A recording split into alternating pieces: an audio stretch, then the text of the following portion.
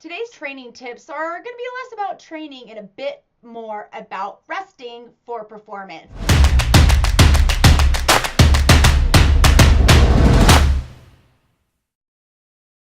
These tips are brought to you from yours truly, Rachel Branke, in partnership with Rest Performance, the world's first smart bed. As a spouse, a mother of 5, and a multi-business owner, I 100% understand what it's like to have a lot of commitments in life. Now, we're throwing in triathlon training and wondering why we're not feeling rested. It's because we all only have 24 hours, y'all, and we all want to be able to get some really good restful sleep in there, short as long as it may be, depending on your life schedule.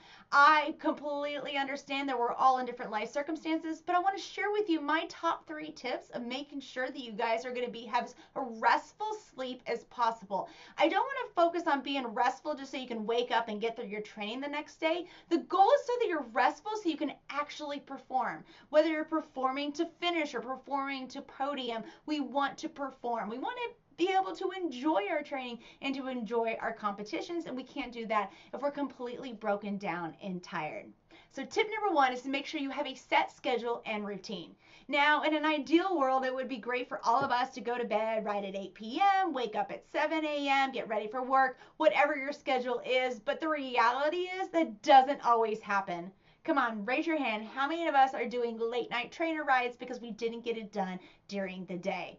Been there, gonna be there again. But I encourage you to try to set an actual routine and schedule. Stay within a couple hours of the usual time that you would go to sleep. And then stick to a routine within those hours so that your body is signaled when it's time to go to bed. For me, I am an 80-year-old woman in a 30-something-year-old body, and I really enjoy my hot baths in the evening with a warm cup of tea with a little honey and a lemon, and like to listen to some podcasts or read some books. For me, that is what calms me down. It allows me to soak, use some Epsom salt, get those sores and aches away, but it also is letting my body know, hey, it's time to go to bed soon.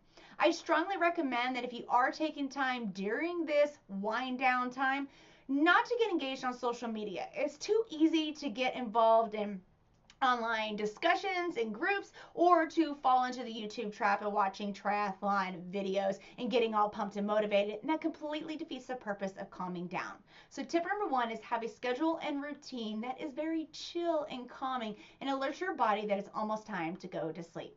So for tip number 2 is I want you to check your surroundings when it's actually time for you to get into bed.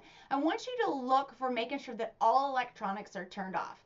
I do make a little exception here for Kindles or iPads if you're wanting to read a book in order to fall asleep, but definitely steer clear of any Facebook, any cell phones, any TV, as it keeps your brain energized and focused on other things and not focused on coming inwards and being able to relax. Another thing I want you guys to take note of, and this can be at bedtime or during the night, is see what is impacting your sleep. Are there noises or lights that may be bothering it? For the longest time, we were leaving on a light in the kitchen downstairs in case one of the kids woke up and wanted to get water. Well, I realized that where I lay in my bed points down the hallway, and this light was shining up against the white wall, and it was reflecting into the room, and it was making me not being able to sleep very well, which I already have issues sleeping. I didn't need any more difficulty. So we have changed to a different light downstairs for the kids to have if they need to get up and get water. And tip number 3, and this is probably the most manageable one because I think that tip 1 and 2, all of that can fluctuate and vary. I want you guys to track your sleep schedules and compare it to your training and eating plan and schedule.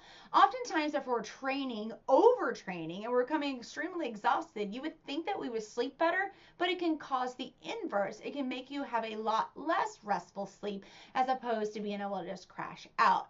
Same thing goes for whatever you're intaking to your body. Maybe you're having sugars or caffeines too late in the day and your body's not able to process it.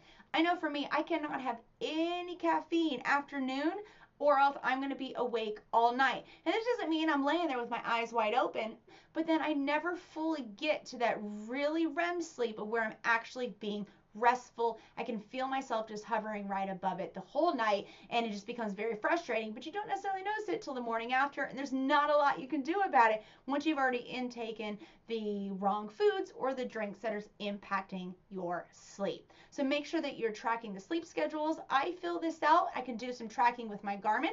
When I get the Rest Performance mattress, I'm going to be using their application to also look at how restful my sleep has been. But you guys can find other ways to track your sleep just to make sure that you're really into the proper modes and how deep it is and the length of time that you're wanting to be able to have a truly restful sleep, because the entire goal is for you guys to be able to perform.